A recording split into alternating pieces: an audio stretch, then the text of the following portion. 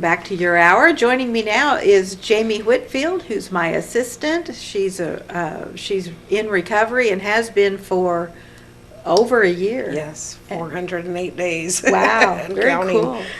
cool. So what was your message today?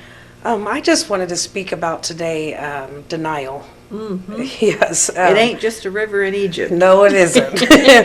And actually, the definition of denial is the failure to acknowledge an unacceptable truth or emotion or to admit it into consciousness. Mm-hmm. And, I had my own version of what denial meant to me, but not really. It just had me thinking a little bit on that.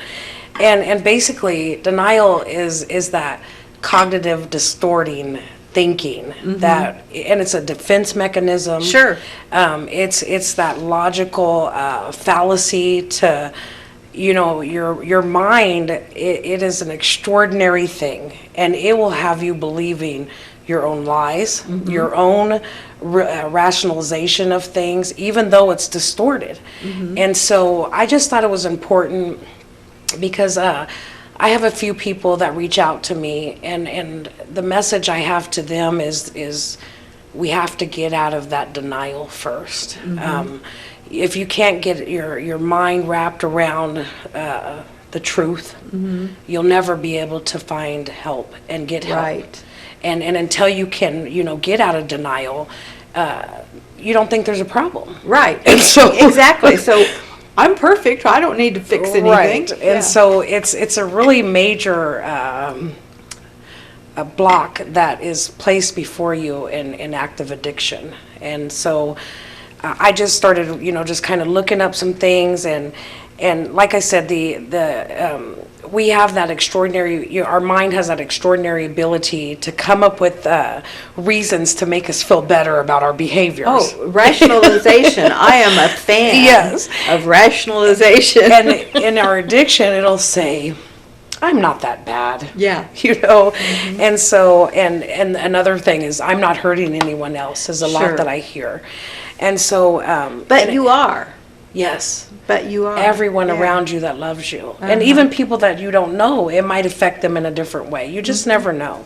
And that denial keeps us stuck in our addiction. Yeah. And so, and the common feature that, and actually denial, our mind creates a phenomenon of the self-serving bias, and where we have a tendency to attribute the positive outcomes to ourselves and the negative outcomes to basically the outside world.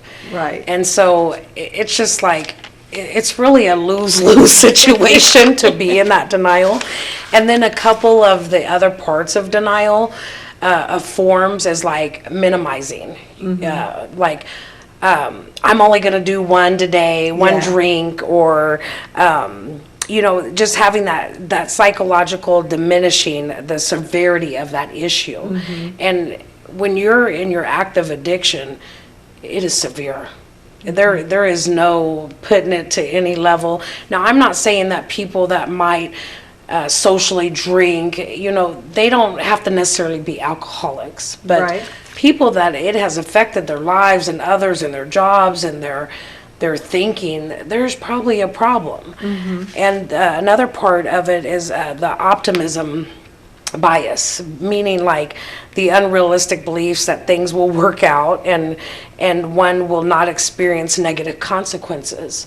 I remember in my own active addiction that I was in denial about things, and I believed that if I did this and this, that nothing else would happen behind this, because there again I was just hurting myself. It didn't have anything to do with anyone else, but I hurt an entire family. Yeah. And children, my mother, my sister / cousin, my brother. I hurt an entire family because of my active addiction. And so that biased thinking just, and at the moment, in the moment of your active addiction, it seems to be real and okay.